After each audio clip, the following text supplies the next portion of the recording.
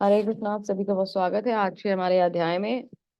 अध्याय 13 चैप्टर 13 क्षेत्र क्षेत्रज्ञ विभाग योग या प्रकृति पुरुष और चेतना। बहुत इंपॉर्टेंट चैप्टर है, थोड़ा सा टेक्निकल भी है। ज्ञान योग आज से यहाँ शुरू होने वाला है, तो इस अध्याय के माध्यम से भगवान हमें ज्ञान योग के दर्शन कराने वाले हैं। अभी तक हमने कर्म पढ़ा, इजी था, है ना। भक्ति पढ़ी, बहुत रसमय थी। थोड़ा सा टेक्निकली चैप्टर जाएगा लेकिन आनंद देगा, और आगे फिर इसमें सारे गुणों का वर्णन आएगा। तो बहुत सुंदर है ये, मतलब नॉलेज की अगर हम बात करें तो वाकई में इसमें बहुत अच्छी नॉलेज मिलेगी हमें, जो हमें यूज करनी होगी हमें आगे वाले अपने आने वाले जीवन के लिए। सारी चीजों को बैलेंस करने के लिए कर्म और भक्ति को कैसे आप समन्वित करेंगे, उसका ज्ञान हमें यहाँ मिलेगा। तो शुरू करते हैं हमारा आज का अध्याय, चैप्टर नंबर 13, प्रकृति पुरुष और चेतना या क्षेत्र क्षेत्रज्ञ विभाग योग।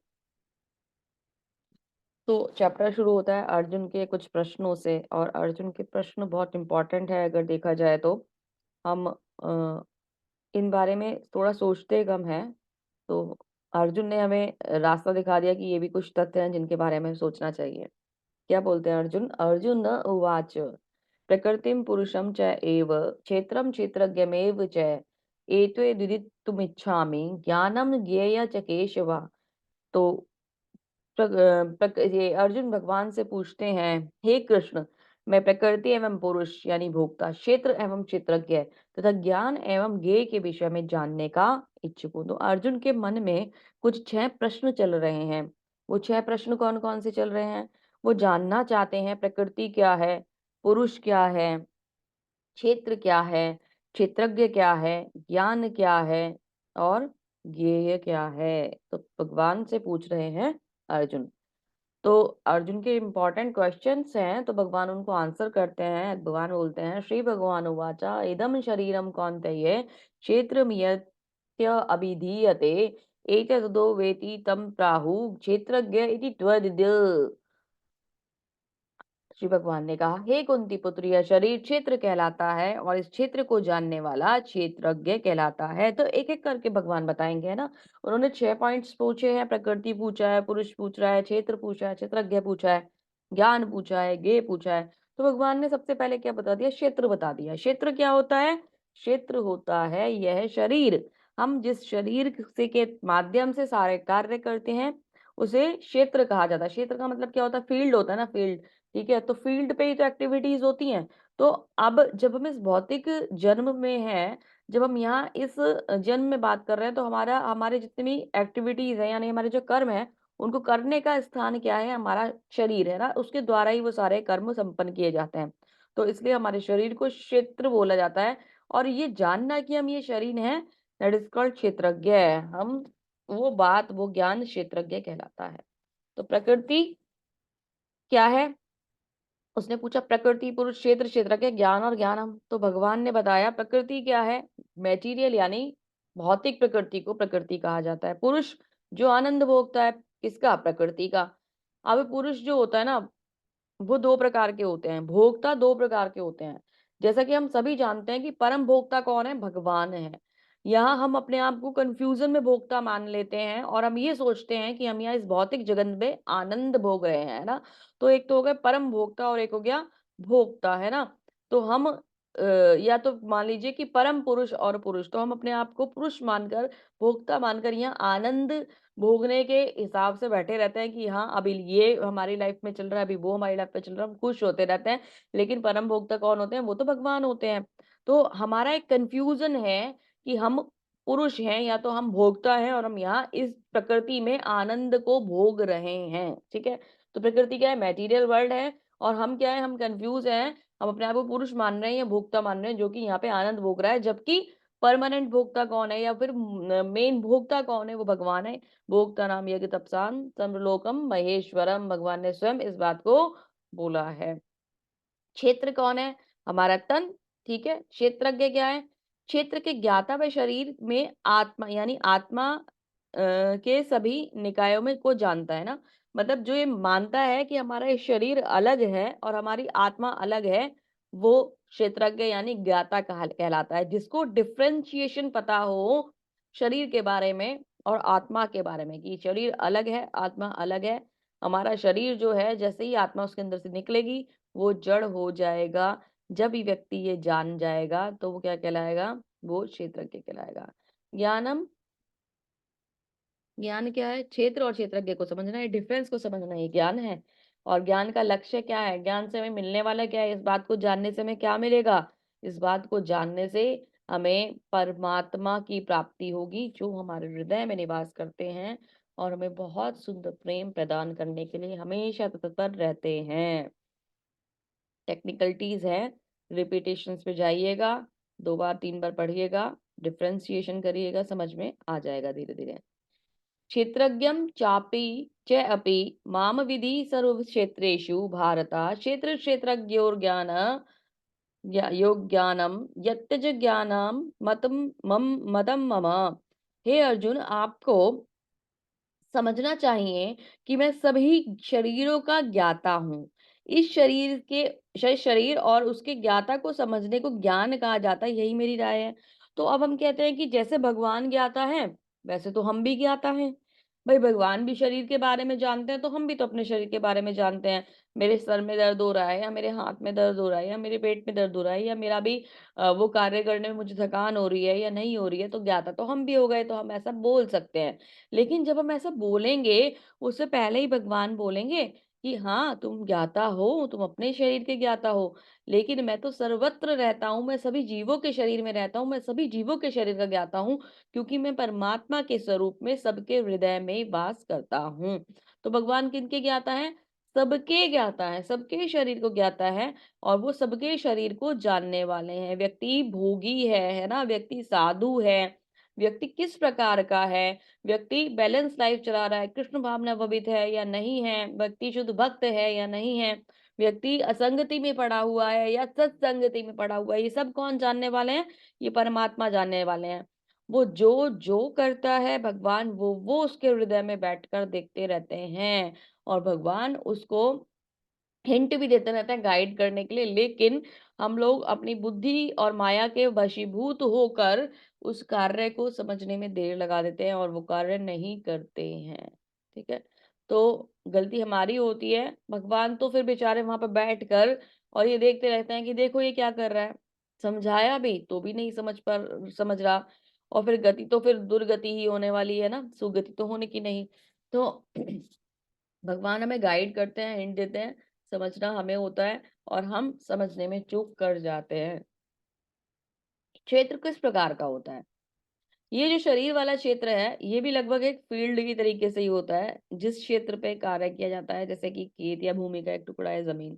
तो जैसे एक व्यक्ति एग्ज़ाम्पल यहाँ दिया गया है, जैसे एक व्यक्ति अपने भूमि के क्षेत्र के टुकड़े के बारे में जानता है कि उसे कौन-सी वहाँ पे फसल बोनी है, क्या कार्य करना है, क्या कार्य नहीं करना है, अभी पानी लगाना है, अभी गुड़ाई करनी है, अभी फसल काटने का टाइम आ गया है या नहीं आ गया है, वो अपने फील्ड के बारे में जानता है। लेकिन जो वहाँ का राजा होता है, वो तो उस क्षेत्र में होने वाले सभी जितने भी खेत हैं, उन सब में क्या-क्या चल रहा है, सबके बारे में जानता है ना कि मेरे क्षेत्र में कितना अन्न उत्पन्न हो रहा है, उसको तो सब चीज़ों की जानकारी होती है। तो वैसा ही भगवान होते हैं, उनको भी सभी के हृदय के बारे में पता होता है, सभी के कार्यों के बारे में पता होता है, क्षेत्र के बारे में पता होता है। तो अभी क्या आगे आता है, विभिन्न वैदिक ग्रंथों में विभिन्न ऋषियों ने कार्यकलापों के क्षेत्र तथा उन कार्यकलापों के ज्ञाता के ज्ञान का वर्णन किया है। इसे विशेष रूप से वेदांत सूत्र में कार्यकरण के समस्त तर्क समेत प्रस्तुत किया गया है। तो क्षेत्र यानी हमारा शरीर और उसकी ज्ञाता यानी उसकी आत्मा का जो डिफरेंस है या फिर परमात्मा का जो डिफरेंस है वो बहुत सारे शास्त्रों में बताया गया है। शरीर पर्टिकुलर क्या है, ये विशेष रूप से अगर आप बात करें तो वेदांत सूत्र में इसके बारे में बहुत डिटेल में बताया गया है और बहुत अच्छी तरीके से इसके बारे में नॉलेज दी गई है। ठीक है? अगर चाहें तो अध्ययन कर सकते हैं, लेकिन भगवत गीता इसका प्रमाण दे रही है, ये अपने आप में बहुत बड़ी बात है। भगवान की शक्ति का अभी यहाँ कुछ समझने वाली बातें हैं, ठीक है? अब हमने मान लिया कि हम क्षेत्र हैं, यानी कि हमारा शरीर है और हम शरीर हैं और हमारे शरीर से हमारी आत्मा अलग होती है। अब ये आत्मा कुछ स्टेजेस पे ट्रैवल करती है, ठीक है? या हमारी चेतना कह लीजिए कुछ स्टेजेस पे ट्रैवल करती है, ठीक है? अब वो स्टेजेस कौन-कौन सी होती हैं? तो भगवान की शक्ति का प्राकट्य अन्नमय रूप में होता है, जिसका अर्थ है अस्तित्व के लिए भोजन पर निर्भरता, ठीक है? यह ब्रह्म की अनुभूतिवादी ब्रह्म की भौतिकवादी अनुभूति है। तो भगवान की जो शक्ति है, इसको सर्वप्रथम अगर जानना हो, तो आप अन्न देख लो, है ना? अन्न प्रकट होता है। अन्न प्रकट होने से क्या होता है कि हम अपने इस शरीर को चलाने के लिए सुचारू रूप से उसे पाते हैं प्रसाद के रूप में, या फिर बिना प्रसाद के भी बहुत सारे लोग लेते हैं। उसको ग्रहण करते हैं, उससे हमें एनर्जी मिलती है। उस एनर्जी से हमारी बॉडी चार्ज होती है और वो कार्य में लग जाती है, ठीक है?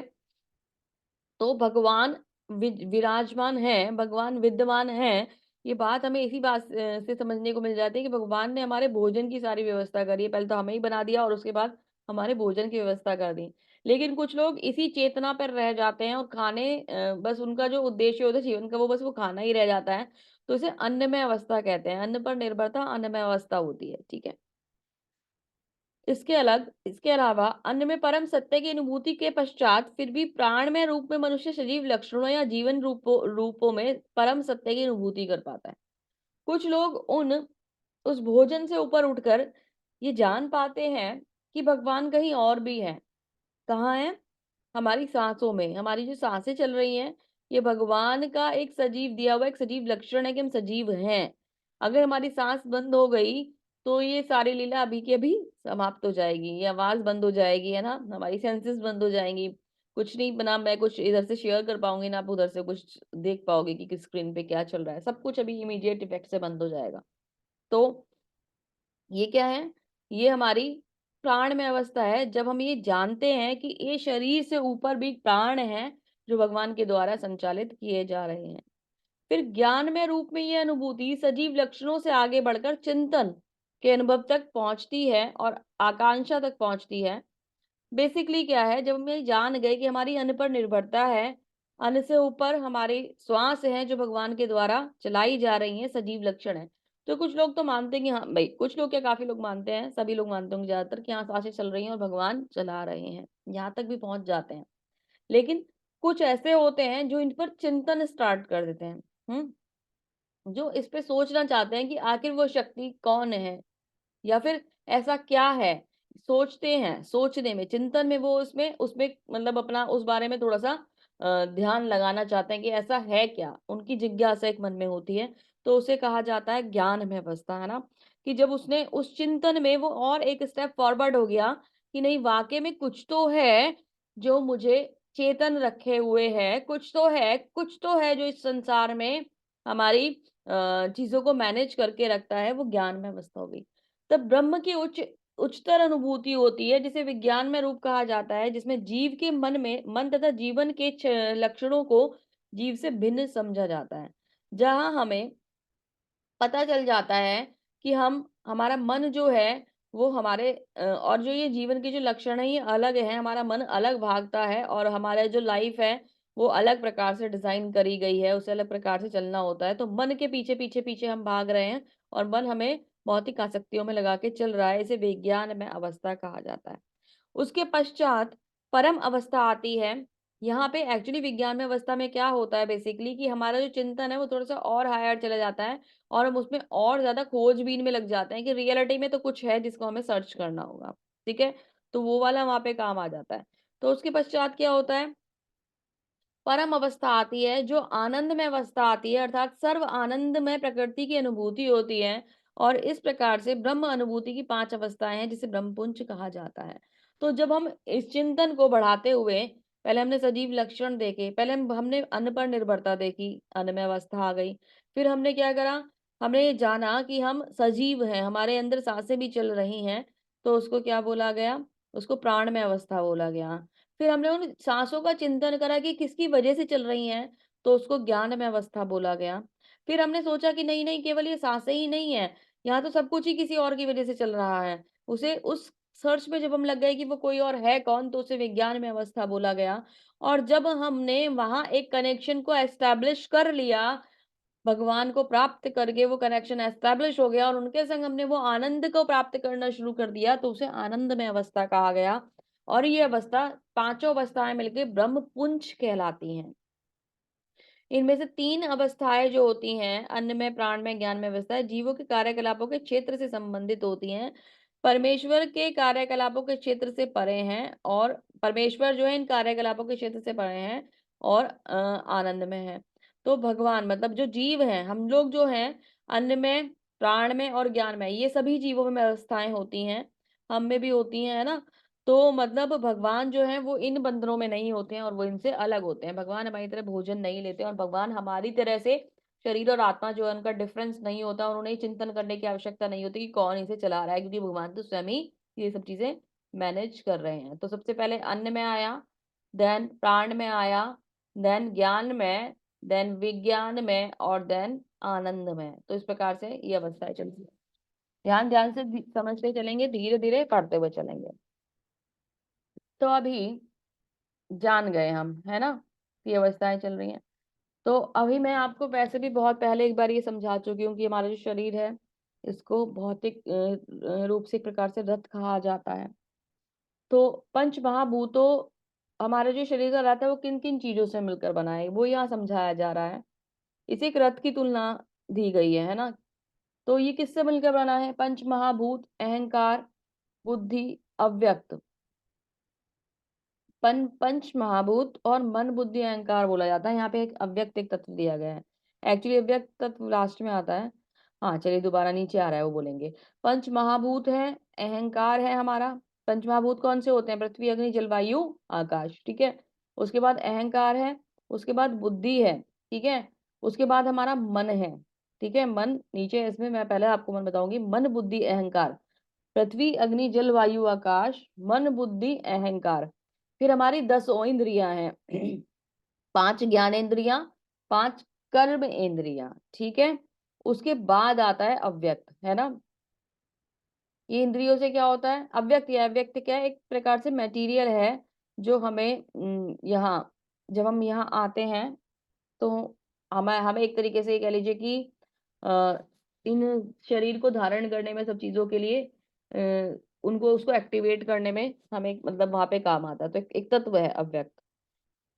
तो ये क्या है? इंद्रिय विषय, इंद्रिय, ये जो इंद्रियां हैं हमारी, इनके कुछ विषय होते हैं ना, जैसे इच्छा, द्वेष, सुख, दुख, संघात, जीवन के लक्षण, धैर्य, इन सब को संक्षेप में कर्म का क्षेत्र तथा उनकी अंतः क्रिया यानी विकार कहा जाता है। तो हमारे मन में कुछ चीजें चलती हैं, सुख चलता है, दुख चलता है, इच्छा चलती है, द्वेष चलता है, तो ये इंद्रियों के विषय होते हैं। ठीक है। ज्ञान इंद्रिय हो गए, कर्म इंद्रिय हो गए और उनके विषय हो गए सुख, दुख, इच्छा, द्वेष, है ना। ये सब क्या हो गए? इनके विषय हो गए। तो इन सब चीजों से मिलकर क्या बताया जा रहा है आपको? कि ये जो चीजें हैं, इन सब से मिलकर क्या बना है? हमारा शरीर बना है। तो हमारा शरीर एक्चुअली 24 तत्वों से मिलकर बना होता है।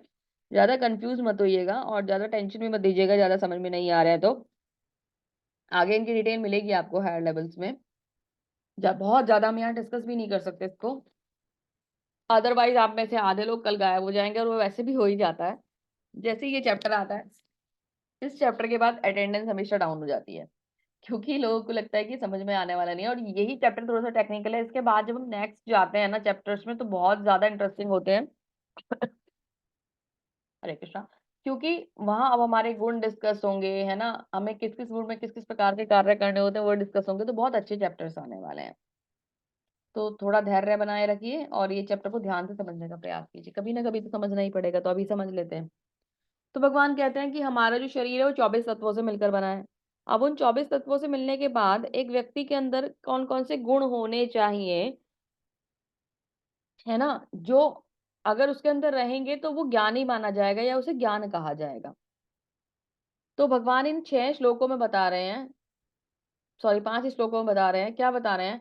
विनम्रता, दंभहीनता, अहिंसा, सहिष्णुता, सरलता, प्रामाणिक गुरु के पास जाना, पवित्रता, स्थिरता, आत्मसंयम, इंद्रिय तृप्ति के विषयों का परित्याग यानी कि इंद्रिय तृप्ति के विषयों में नहीं लगना, अहंकार का अभाव यानी अहंकार ना होना, जन्म, मृत्यु, वृद्धावस्था तथा रोगों के दोषों की अनुभूति। ये मान लेना कि जन्म, मृत्यु, वृद्धावस्था और रोग, जन्म मृत्यु जरा व्याधि कहा जाता है। जन्म मृत्यु जरा व्याधि, ये जो है, ये हमारे लिए एक बहुत बड़ी प्रॉब्लम है। ये हमारे लिए सबसे बड़ा, हमारा मतलब क्या कहते हैं, परेशानी है। जो इस बात को जान जाए कि यही जन्म मृत्यु जरा व्याधि हमारे जीवन की सबसे बड़ी तो सबसे बड़ी परेशानी है, तो वो उस समय पे क्या होता है, वो इसे ज्ञान कहा जाता है। वैराग्य, यानी कि सब चीजों से वैराग्य, यानी कि मतलब कनेक्ट तो है पर आसक्ति नहीं है। संतान, स्त्री, घर तथा अन्य वस्तुओं की ममता से मुक्ति, वही बात आ गई दोबारा से कि सब कुछ है, कर्तव्य का पालन करना है, सब चीजों पे चलना है, लेकिन आसक्ति नहीं है। ठीक है।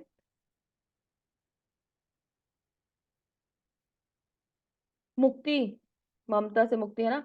अच्छी या बुरी घटनाओं के प्रति संभाव, जो हो गया ठीक है, जो हो रहा है ठीक हो रहा है, कोई बात नहीं, अच्छा हुआ तो भी ठीक है, नहीं हुआ तो भी ठीक है। जैसे मैंने अभी भी डिस्कस करा, अभी 10-15 मिनट पहले ही मेरा फोन नीचे गिर के डैमेज हो गया है। तो ठीक है, अभी क्या कर सकते हैं, ऐसा ही होना था। अभी तो अच्छा है कि लैपटॉप और सब चीजों पे सब कुछ चल रहा है, तो सेशन हो पा रहा है ना। अभी उसको रिपेयर कराना पड़ेगा, तो कोई बात नहीं, ये भी हो गया तो हो गया, है ना। ऐसे नहीं कि बस लेके बैठे रहो सर पकड़ के कि अब वो अभी भी क्या करूं, मैं पागल हो गई हूँ, मैं परेशान हो गई, तो ये नहीं करना। कुछ गलत हो गया तो हो गया, आप उसे चेंज नहीं कर सकते। ठीक है। तो ये अच्छी और बुरी घटनाओं के प्रति संभाव रहना, मेरे प्रति निरंतर अनन्य भक्ति करना, यानी भगवान की भक्ति में लगे रहना, एकांत स्थान में रहने की इच्छा करना, ऐसा पहले कहा जाता था। प्रभुपाद जी ने हमें जो गाइड करा है वो सन्यास के लिए या फिर भगवान के चिंतन के लिए। एकांत अगर हम होना चाहें तो हम अपने मन घर में भी एकांत हो सकते हैं, एक जगह जहाँ पे सब बैठे हो, तो भी हम अपने आप को अगर कॉन्सेंट्रेट कर लेंगे और सेंटर कर लेंगे, भगवान के प्रति समर्पित कर देंगे, तो वहां पे भी हम एकांत ही हो जाएंगे। तो यहाँ उस एकांत होने की बात कही जा रही है। जन समूह का त्याग या विलगाम, ये जरूरी है। जन समूह इसे के संग बैठकर सिर्फ प्रजल्पा होता है। प्रजल्पा क्या होता है, इधर उधर की फालतू की बातें, तो हमें वो नहीं करनी है और उसको त्याग करना है। आत्म साक्षात्कार की महत्ता को स्वीकार करना, यस, ये जरूरी है कि हम अपने आप को, जब हमें शरीर मिला है तो यहाँ हम पहुंच गए हैं, तो अभी हम भगवान के संग जो हमारा संबंध है उसके बारे में जागरूक होकर उसको स्थापित करने का प्रयास करने की जो इच्छा है, उसे आत्म साक्षात्कार की महत्ता को स्वीकार करना कहा जाता है। परम सत्य की दार्शनिक खोज, इन सबको मैं ज्ञान घोषित करता हूँ, उसके अलावा सब अज्ञान है। तो भगवान क्या कह रहे हैं, ये जितनी भी क्वालिटीज हैं, इनको भगवान क्या कह रहे हैं, मैं ज्ञान घोषित करता हूँ, इसके अलावा सब कुछ अज्ञान है। तो जो इन बातों का चिंतन करेगा वो ज्ञानी कहलाएगा। अब कुछ गुण बताए भगवान ने, जैसे क्या बताया, नम्रता। अभी नम्रता क्या होता है आपके हिसाब से, कि वो बहुत अच्छे से सबके संग कनेक्ट हो, हम्बली बात करे, सब कुछ करे, यस, ये नम्रता है। लेकिन नम्रता का जो सही मीनिंग है वो क्या है, सम्मानित होने की संतुष्टि के लिए उत्सुक ना होना, कि मुझे पूछा नहीं गया, मुझे बोला नहीं गया, मेरे को कनेक्ट नहीं करा गया, मुझे क्यों नहीं कहा, है ना। मैं वहां गया, सबको सबसे मतलब क्या कहते हैं, सबको एक तरीके से रिस्पेक्ट मिली, मुझे तो किसी ने हरे कृष्णा भी नहीं बोला, ये तो मेरा अपमान हो गया, तो ये गलत है ना। ये चीज अगर हम सोचेंगे तो हम नम्र नहीं है, हमें नम्र होना होगा, हमें अपने लिए सम्मान की इच्छा को खत्म करना होगा। शिष्टता, समझना कि तुम शरीर नहीं हो, इस प्रकार, और आनंद, और ये समझ लेना कि हम शरीर नहीं है, तो सम्मान और अपमान वाली बात ही खत्म हो जाती है। तो जैसे मैंने ऊपर बोला कि मुझे हरे कृष्णा नहीं बोला, तो अगर मैं ये मान जाऊं कि मैं ये शरीर ही नहीं हूं, मैं तो आत्मा हूं, तो मेरे लिए ये मान और अपमान खत्म हो जाएगा। फिर अहिंसा, जब तक कोई लोग आध्यात्मिक ज्ञान तक नहीं पहुंचते तब तक वह हिंसा का अभ्यास कर रहा है। अब अहिंसा को क्या कहा जाता है, अहिंसा का मतलब होता है किसी को मतलब क्या कहते हैं, फिजिकली आप किसी को टॉर्चर ना करो, उसको मारो नहीं, पीटो नहीं, है ना, ये कहा जाता है। तो वो अहिंसा होती है ना, कि कुछ बात हो गई, कुछ झगड़ा हो गया, तो उसको मतलब मारा नहीं, है ना, या कोई बात हो गई तो उसको कुछ कहा नहीं, लेकिन इसे हम अहिंसा कहते हैं। लेकिन प्रभुपाद जी क्या कहते हैं, प्रभुपाद जी क्या कह रहे हैं कि जब तक उस व्यक्ति को आप भगवान की भक्ति के पथ पर नहीं ले आओगे या खुद नहीं लग जाओगे, तब तक इसे अहिंसा नहीं माना जाएगा। क्योंकि आज आपने उसे झगड़े से बचा लिया, उसका तो स्वाभाविक ही दूसरों को मारना पीटना है, तो क्या होगा, कल को वो फिर ऐसा ही करेगा। तो अहिंसा पूर्ण तरीके से अहिंसा क्या है, कि उसे बिल्कुल सही तरीके से सही मार्ग पर ले आओ।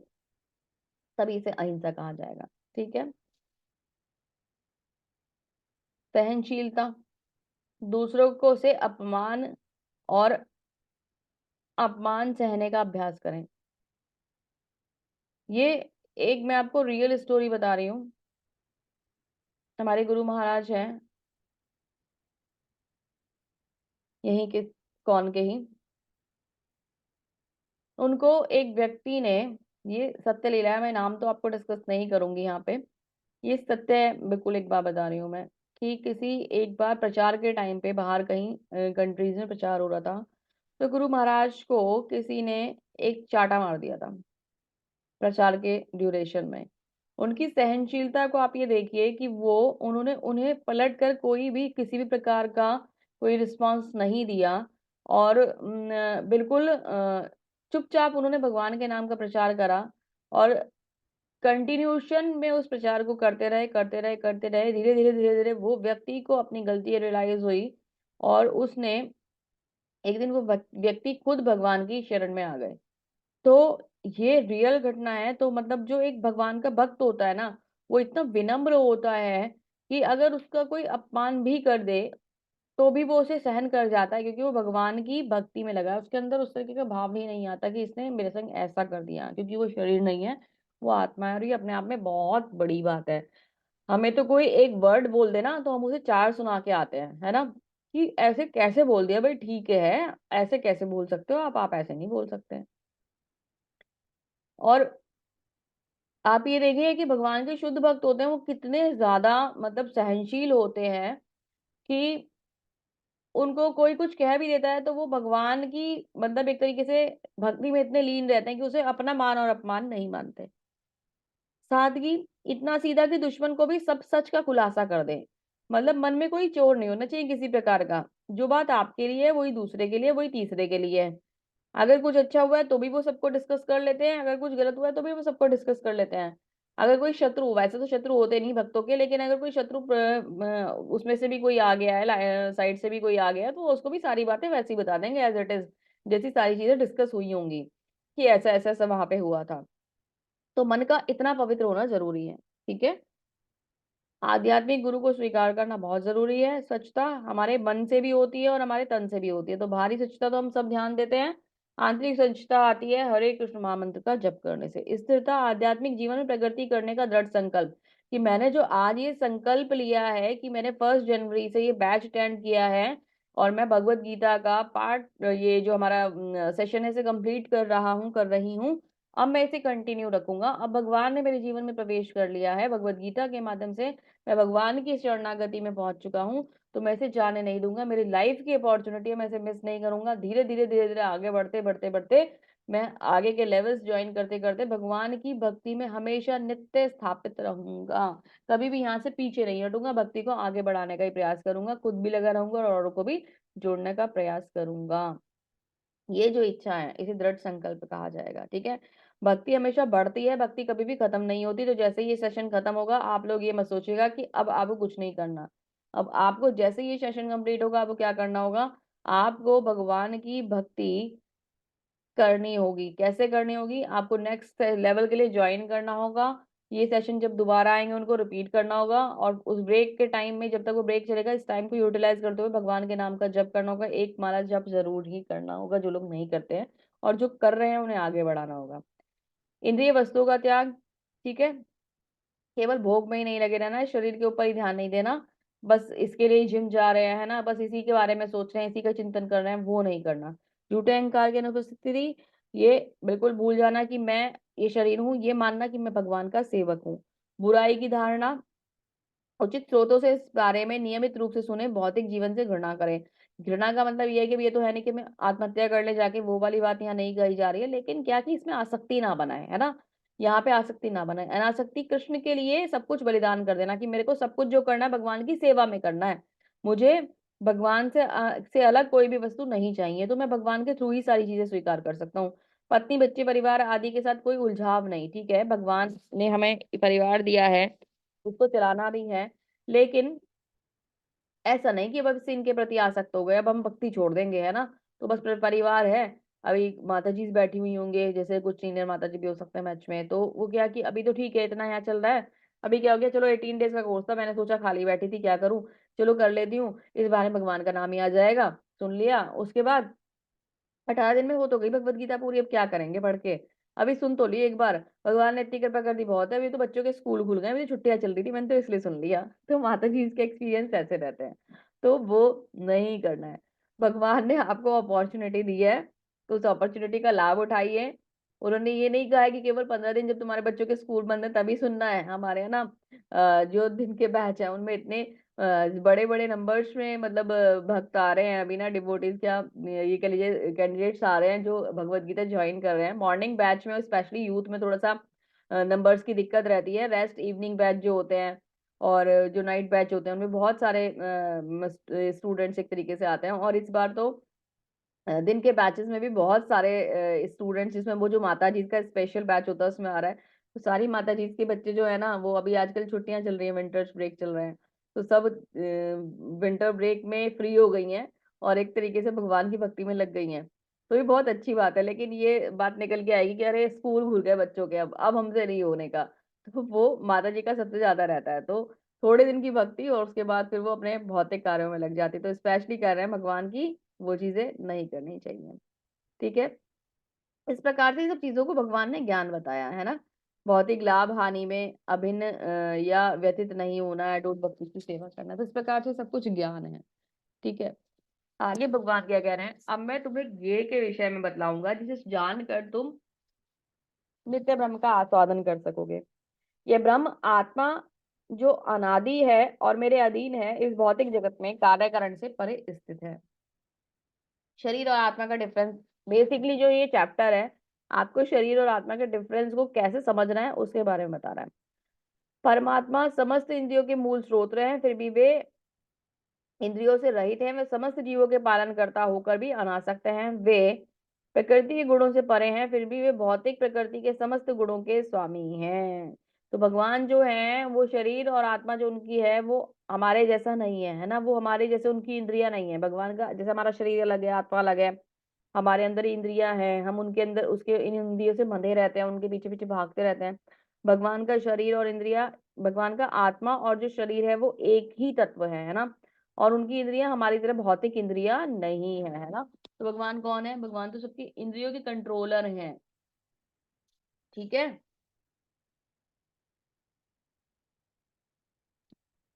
परम सत्य समस्त जीवों के बाहर तथा भीतर स्थित है। वे भौतिक इंद्रियों के द्वारा जानने या देखने से परे है, यद्यपि वे अत्यंत दूर रहते हैं किंतु हम सबके निकट रहते हैं। तो भगवान हमसे दूर है, बहुत दूर है, लेकिन गोलोक वृंदावन धाम में बैठे हुए हैं, लेकिन हमारे पास भी कैसे हमारे पास है, परमात्मा के रूप में हमारे हृदय में विराजमान है। परम सत्य, परम सत्य समस्त जीवों के बाहर तथा भीतर स्थित है, सूक्ष्म होने के कारण भौतिक इंद्रियों के द्वारा जानने या देखने से परे है। यद्यपि वे अत्यंत दूर रहते हैं किंतु हम सबके निकट हैं, हमारे हृदय में वास करते हैं। जैसे ही एक आत्मा अस्तित्व में आती है, यानी शरीर को धारण करने वाली होती है, वैसे ही परमात्मा भगवान जो है ना, परमात्मा के स्वरूप में उस आत्मा के साथ आ जाते हैं और उसका साथ देते हैं। वे समस्त प्रकाशमान वस्तुओं के प्रकाश स्रोत हैं, वे भौतिक अंधकार से परे हैं, अगोचर हैं, वे ज्ञान हैं, ज्ञेय हैं और ज्ञान के लक्ष्य हैं, सब कुछ सबके हृदय में स्थित है। तो भगवान अगर ना हो तो हमें कौन बताएगा कि क्या सही है, क्या गलत है, क्या ज्ञान है, क्या अज्ञानता है, हमें किस प्रकार से जीवन को जीना है, किस प्रकार से जिस जीवन को यहाँ जीते हुए भगवान की भक्ति में लगाना है, किस प्रकार को इस जीवन को त्याग करके अपने अपना जो हमारा परमानेंट घर है उसमें वापस जाना है। अगर भगवान ही नहीं होंगे तो हमें सच में कोई नहीं बता पाएगा। तो वो ही हमारे सबसे बड़े ज्ञान के स्रोत हैं। भगवान ने ही सारी सृष्टि को संचालित किया है, उन्होंने ही सब कुछ शुरू करा और वो ही हमें इस सृष्टि के माध्यम से सब कुछ समझा रहे हैं, बता रहे हैं ना। और वो फिर हमें उसके बाद आगे का रास्ता दिखा रहे हैं। तो भगवान ज्ञान के बहुत ही बड़े स्रोत हैं और वही हमें सब कुछ प्रदान करते हैं। बुद्धि वही देते हैं, सब सारा ज्ञान वही देते हैं ना, समझने की प्रेरणा वही देते हैं। तो सब कुछ भगवान कर रहे हैं। इस प्रकार मैंने कर्म क्षेत्र तथा ज्ञान तथा ज्ञेय के संक्षेप में वर्णन किया। इसके इसे केवल मेरे भक्त ही पूरी तरह समझ सकते हैं और इस तरह मेरे स्वभाव को प्राप्त कर सकते हैं। तो भगवान ये कह रहे हैं, भगवान बता रहे हैं कि मैंने डिटेल्स तो दे दी हैं, है ना, पर कौन समझेगा, जो मेरा भक्त होगा। अभी आत्मा और जो परमात्मा है ना, इनको दो पक्षियों के रूप में माना जाता है। ऐसा कहा जाता है कि हमारा जो शरीर है, ये क्या है? ये एक पेड़ है, वृक्ष है, और उसके ऊपर दो पक्षी बैठे हुए हैं, एक आत्मा, दूसरा परमात्मा। तो आत्मा क्या है? आत्मा ना इस शरीर पे जो शरीर रूपी वृक्ष पे जो फल लगते हैं ना, सुख और दुख के फल, उनको चख रहा है ना? कभी फल खट्टा आता है, कभी फल मीठा आता है। और जो परमात्मा रूपी पक्षी है, वो बैठे हुए देख रहा है कि देखो ये पक्षी कैसे भोग में लगा हुआ है। वो उसको समझाने के लिए प्रेरणा देते हैं, मतलब क्या कहते हैं, और ज्ञान और बुद्धि सब कुछ देते हैं, लेकिन वो पक्षी फिर भी भोग में लगा रहता है। और खट्टे फल, मीठे फल, खट्टे फल, मीठे फल, बस यही करता रहता है और इसी में फँसा रहता है। तो इसको ऐसी यहाँ पे एक उदाहरण दिया जाता है। प्रकृति तथा जीवों को अनादि समझना चाहिए, उनके विकार तथा गुण प्रकृतिजन्य हैं। अब ये समझिए, प्रकृति, भौतिक प्रकृति जो है ना, ये हमेशा अस्तित्व में रहती है। अब आप बोलोगे माता जी, कभी तो आप ये कहते हो कि प्रलय आएगी और सब कुछ समाप्त हो जाएगा, भगवान सब कुछ अपने अंदर समाहित कर लेते हैं। यस। या फिर आप ये कह सकते हो माता जी, भूकंप आता है, प्रकृति कैसे बनी रह जाएगी, बिल्डिंग तो गिर जाएगी। यस, बिल्डिंग तो गिर जाएगी, लेकिन क्या मटेरियल कहीं चला जाएगा? मटेरियल कहीं भी नहीं जाएगा, मटेरियल यहीं रहेगा। इसलिए प्रकृति का एग्जिस्टेंस हमेशा रहने वाला है, लेकिन फॉर्म चेंज हो जाएगी, है ना? तो प्रकृति नश्वर भी है, लेकिन प्रकृति यहाँ रहेगी भी। ये भौतिक प्रकृति की बात कर रहे हैं, ये जाएगी नहीं, लेकिन फॉर्म चेंज हो जाएगा, तो हमारे रहने लायक तो बचेगी नहीं ना। पेड़ रहेंगे लेकिन सूख जाएंगे, तो हमारे लिए तो यूजफुल रहेंगे ही नहीं ना। तो बात वो है कि प्रकृति एग्जिस्टेंस में रहती है, पर उस तरीके से नहीं रहती जैसे अभी है। ठीक है। अब आत्मा जो है, आत्मा एग्जिस्ट करती है, ये तो बिल्कुल बड़ा सत्य है, क्योंकि आज हम इस शरीर में, कल को किसी और में, परसों किसी और में। शरीर बदलता है, आत्मा थोड़ा बदलती है, आत्मा तो ट्रेवल करती रहती है। तो ये दोनों चीजें परमानेंट रहती हैं। अभी आगे क्या समझने वाली बात है? कार्य कारण कृत्यत्वे हेतु प्रकृति रुच्यते, पुरुष सुख दुख दुखानाम भोक्तृत्वे हेतु रुच्यते। प्रकृति समस्त भौतिक कारणों तथा कार्यों के हेतु कही जाती है, यानी परिणाम कही जाती है। और जीव यानी पुरुष इस संसार के विविध सुख और दुख का भोग का कारण कहा जाता है। तो जैसा सुख और दुख हम भोगना चाहते हैं, वैसे ही आगे के हमारे कर्म बनते हैं और आगे का हमें जीवन मिलता है। आज जो करेंगे, जो कर्म बनाएंगे, कल को वो फल प्राप्त करेंगे। तो जिस प्रकार के भोग में लगे होंगे, वैसा ही शरीर लेंगे। ये हमने पहले भी डिस्कस करा था, आगे भी डिस्कस करते रहेंगे। जैसी इच्छा, जैसी कामना, जैसा कर्म, वैसा शरीर। तो ये सोच लीजिए आप कि आपको क्या करना है, भोग में लगे रहना है या भक्ति में लगे रहना है ना? आपको अपने इस शरीर के बारे में सोचना है या फिर भगवान से इस शाश्वत संबंध के बारे में सोचना है? देखो, भगवान ये थोड़ा ना कह रहे हैं कि भूखे मर जाओ। भगवान ने तो हमारे लिए प्रसादम बनाया है ना। कहते हैं कि आप मेरा प्रसाद खाओ, कृष्ण चेतना में रहो, आपके दैनिक कार्य हैं जो उनकी पूर्ति करो, आपके कर्तव्य की पूर्ति करो और मेरी भक्ति करो। तो इसमें गलत भी क्या है, अगर भगवान इतना कह रहे हैं तो? देखो, इसमें तो मुझे लगता ही नहीं कि कुछ भी गलत है। हमें भगवान ने, आप बोलो कि हमारे पास टाइम नहीं, भगवान बोलेंगे 24 घंटे में तुम इसे सही से मैनेज कर लो, सब कुछ मैनेज हो जाएगा। तो टाइम की तो कहीं से बाउंडेशन की बात ही नहीं आती। आप क्या करते हो, जो टाइम आप सोने में व्यतीत करते हो, उस टाइम को यूटिलाइज करना है आपको केवल, क्योंकि समय सोने के लिए नहीं बनाता। आप किसी भी पशु पक्षी को देख लो, ठीक है, क्या होता है, वो लोग अर्ली मॉर्निंग उठते हैं और शाम को टाइम से सो जाते हैं अपने अपने घर जाके, है ना? उनके पास तो कोई वैसे परमानेंट वो भी नहीं होता, प्लेस भी नहीं होता। हमें भगवान ने घर तो दिया है कम से कम एक। वो तो कभी किसी पेड़ पे, कभी किसी पेड़ पे उनके घोंसले चलते रहते हैं, लेकिन जहाँ पे भी उनका घोंसला होता है, वो सुबह सबसे पहले उठते हैं, है ना, ब्रह्म मुहूर्त में उठते हैं। और ब्रह्म मुहूर्त में सो जा, उसके बाद रात में जैसे ही संध्या होती है उसके वो सो जाते हैं। दिन भर में जो उनके कार्यकलाप है वो पूरा करते हैं। जैसे ही बच्चे बड़े होते हैं, उड़ने लायक हो जाते हैं, तो पक्षी जो चिड़िया होती है उसको मोह नहीं रहता, वो उड़ जाते हैं, अपने अपने अपना अपना उनका आकाश होता है, वो उसमें घूमते रहते हैं। तो चिड़िया पीछे पीछे थोड़ा भागती रहती है कि ये मेरा बच्चा, ये मेरा बच्चा। तो ये तो आसक्ति हमने लगा रखी है, उनके अंदर कोई आसक्ति नहीं होती।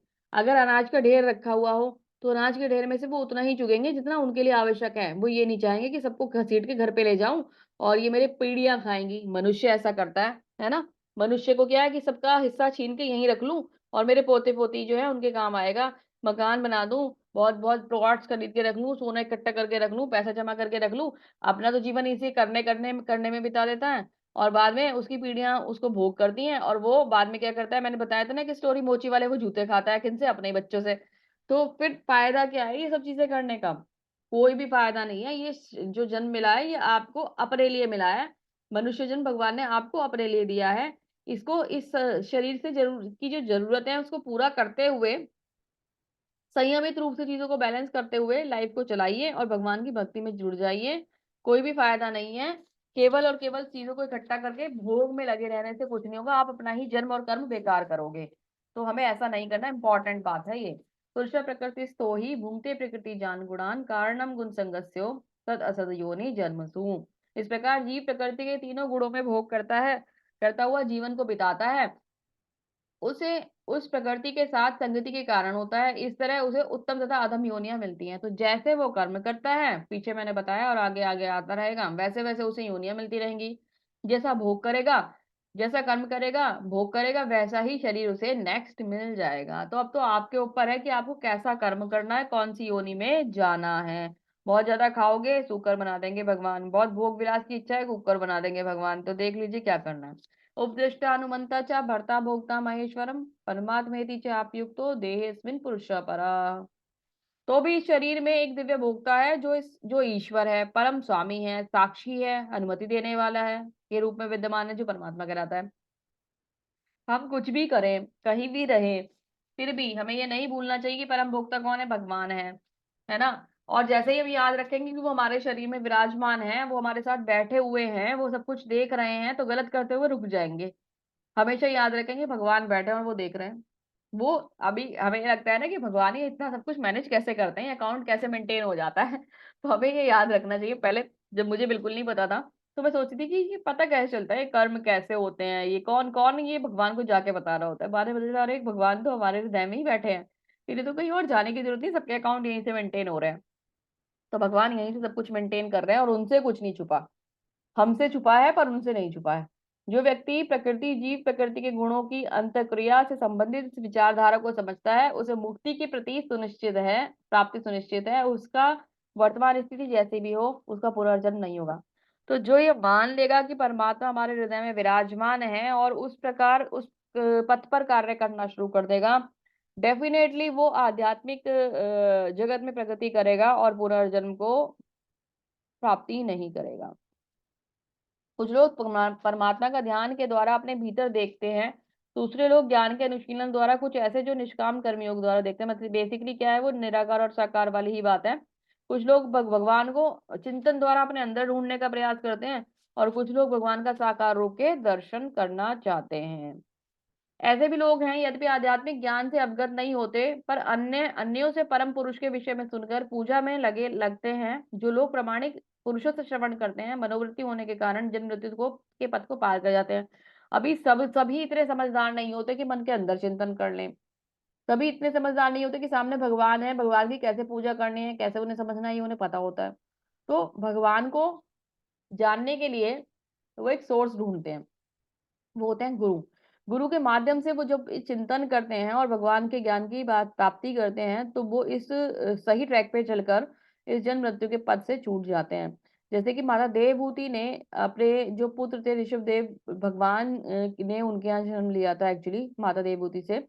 तो वो उनके पुत्र के रूप में वहां पे आए थे। तो माता देवहूति ने सारा ज्ञान ऋषभ भगवान से लिया था और फिर उनसे सारा ज्ञान लेने के बाद वो, मतलब ये समझ लीजिए कि एक तरीके से मुक्ति डेफिनेटली हो गई थी और उन्हें सही पथ और सारी चीजें पता चल गई थी। तो उन्होंने एक माध्यम बनाया। वो अज्ञान थी, है ना, वो तो मतलब एक क्या थी, एक साधारण, वैसे तो वो एक राजकुमारी थी, लेकिन ऋषि से शादी हो गई थी। तो बहुत लिमिटेड लाइफ, और जब आप उनका वर्णन देखोगे ना इसमें भागवतम में, तो कितना कष्ट वाला जीवन उन्होंने जिया है। एक मतलब पूरे तपस्वी पति की जो है ना सेवा करते करते उन्होंने पूरा अपना जीवन बिता दिया था, बहुत कष्टों के संग एक राजकुमारी ने। तो मतलब आप ये देखो कि सब कुछ उन्होंने अपने पति की सेवा में लगा दिया था। और क्योंकि वो तपस्वी थे, तो वो उनकी भक्ति का पुण्य भी कहीं ना कहीं फिर जब उनकी सेवा कर रही थी तो उन्हें मिलता ही मिलता। तो उनको फल ये मिला कि उन्हें भगवान ने अपने आप ज्ञान प्रदान कर दिया और उन्हें मुक्ति दे दी। तो ऐसे ही हमें, जैसे कि अब हम लोग नहीं जानते कि हमें क्या करना है, क्या उचित नहीं है, तो हमें एक गुरु के माध्यम से ये चीजों को सीख कर भगवान की भक्ति में लगना चाहिए। हे भरतवंशियों में श्रेष्ठ, यह जान लो कि चर अचर जो भी तुम्हें अस्तित्व में दिख रहा है, वह कर्म क्षेत्र तथा क्षेत्र के ज्ञाता के संयोग मात्र है। जो भी कुछ हम देख पा रहे हैं, ये एक संयोग है जो भगवान ने बना के डिजाइन करके भेजा है। ठीक है। सम सर्वेषु भूतेषु तिष्ठतं परमेश्वरं विनश्यस्विष्यन्त्य य पश्यति य स पश्यति। जो परमात्मा को समस्त शरीरों में आत्मा के साथ देखता है, जो ये समझता है कि इस नश्वर शरीर के भीतर न तो आत्मा है न ही परमात्मा है, कभी भी विनष्ट होता है, वह वास्तव में देखता है। मतलब जो जानता है कि आत्मा और परमात्मा कभी मरता नहीं है सबके शरीर में, वो ही असली ज्ञान को जानता है। जो व्यक्ति परमात्मा को सर्वत्र तथा प्रत्येक जीव के समान रूप से देखता है, वह अपने मन के द्वारा अपने को आपको भ्रष्ट नहीं करता। इस प्रकार वह दिव्य गंतव्य को प्राप्त करता है। तो मन भ्रष्ट भ्रष्ट नहीं होता, वो भगवान की भक्ति में लग जाता है। जो ये देखता है कि सारे कार्य शरीर द्वारा, कुछ तो ये मानते हैं कि हमारे शरीर के कार्य आत्मा परमात्मा द्वारा हो रहे हैं, कुछ ये मानते हैं कि सारे कार्य शरीर के द्वारा हो रहे हैं। तो वो क्या करते हैं, वो यथार्थ में देखते हैं। वो ये मानता है कि हमारा शरीर ही सब कुछ कर रहा है और हम ही करता है। यद्यपि आकाश सर्वव्यापी है, किंतु सूक्ष्म प्रकृति के कारण किसी वस्तु के में लिप्त नहीं होता। इस तरह ब्रह्म दृष्टि से शरीर और आत्मा शरीर में स्थित होते हुए भी शरीर में लिप्त नहीं होते। बेसिकली आकाश है, जहां जहां जाओगे वहां वहां दिखेगा। जितना कदम आप चलोगे उतना कदम तक आकाश दिखेगा, है ना। किलोमीटर तक चले जाओगे उतने तक भी आकाश दिखेगा। एक जगह जाके आपको हमेशा, जहां पे भी आप खड़े होगे, एक पॉइंट पे ऐसा लगता है कि ये आकाश जो है पृथ्वी से मिल गया, है ना। पृथ्वी और आकाश का कनेक्शन हो गया। वो हमारी नजरों का धोखा है। पृथ्वी और आकाश एक हैं या मिल रहे हैं दोनों एक जगह पे, वो कभी भी एक साथ मिलते ही नहीं है, है ना। तो उसी प्रकार से जो शरीर है और वो आत्मा है, वो दोनों अलग है और ये कभी भी एक होते ही नहीं है। हे भरतपुत्र, जिस प्रकार सूर्य अकेले संसार इस सारे ब्रह्मांड को प्रकाशित करता है, उसी प्रकार शरीर के भीतर एक आत्मा स्थित होता है जो सारे शरीर को चेतना से प्रकाशित करता है। तो पूरा शरीर जो है समय एक्टिव है ना, हाथ पैर मुंह सब चल रहा है, आंखें चल रही हैं, सब कुछ कान सुन रहे हैं, सब कुछ हो रहा है ना। तो कैसे हो पा रहा है? क्योंकि चेतना किससे मिल रही है? चेतना मिल रही है उसको हमारी आत्मा से। आत्मा सूर्य की भांति है और इन सब अंगों को चेतना प्रदान कर रही है। जो लोग इस ज्ञान के चक्षुओं से शरीर तथा शरीर के ज्ञाता के अंतर को देखते हैं, वे भव बंधनों से मुक्ति की विधि को भी जानते हैं, परम लक्ष्य को प्राप्त होते हैं। हरे कृष्णा। तो बहुत सुंदर है ये बात कि अगर हमने ये डिफरेंस को समझ लिया और धीरे धीरे इसमें प्रगति करने का प्रयास करा, तो हम भी हर प्रकार के भव बंधन से मुक्त हो जाएंगे और कहाँ बैठ चले जाएंगे? प्रभु के चरणों में शरणागति प्राप्त कर पाएंगे। जैसे भगवान माता यशोदा की गोदी में बैठे हुए हैं इस समय, और भगवान के सुंदर सुंदर जो चरण है, इन्हीं चरणों में हमें क्या मिल जाएगी? शरण मिल जाएगी। हरे कृष्णा। इस 13वें अध्याय का तात्पर्य यही है कि मनुष्य को शरीर, शरीर के स्वामी तथा परमात्मा के अंतर को समझना होगा। उसे 8 से 12 तक के श्लोक में वर्णित करके मुक्ति की विधि को जानना चाहिए, तभी वह परम गति को प्राप्त हो सकता है। तो मतलब ओवरऑल हम शरीर नहीं है, हम आत्मा है। ये डिफरेंस को समझ लेना ही बहुत इंपॉर्टेंट है। श्रद्धालु को चाहिए कि सर्वप्रथम वह ईश्वर का श्रवण करने के लिए सत्संगति करे, धीरे धीरे प्रबुद्ध बने। यदि गुरु को स्वीकार कर लिया जाए तो पदार्थ और आत्मा के अंतर को समझा जा सकता है। वह अग्रिम आत्म साक्षात्कार के लिए शुभ आरंभ बन जाता है।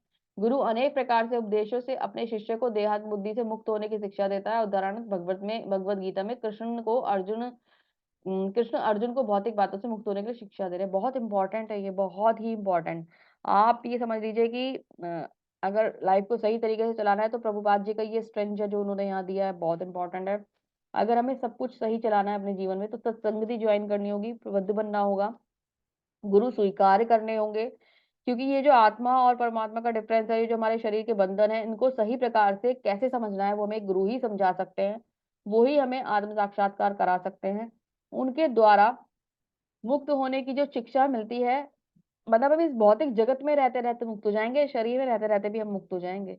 आप जानते हैं बात, ये शरीर भी हमें कोई बंधन नहीं दे पाएगा, हम यही मुक्त हो जाएंगे।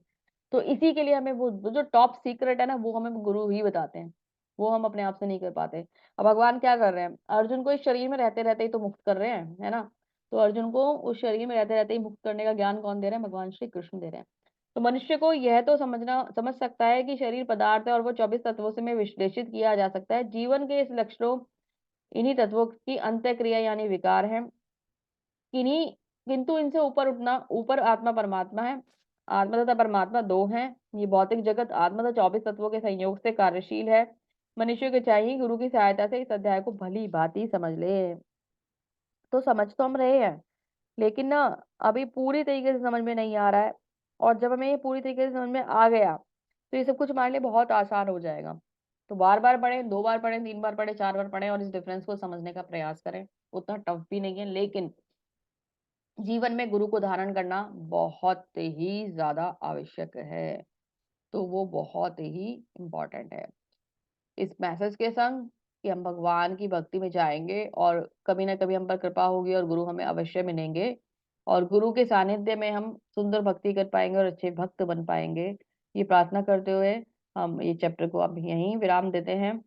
मिलेंगे कल नए चैप्टर में, तब तक के लिए आप सभी का बहुत-बहुत धन्यवाद। हरे कृष्णा।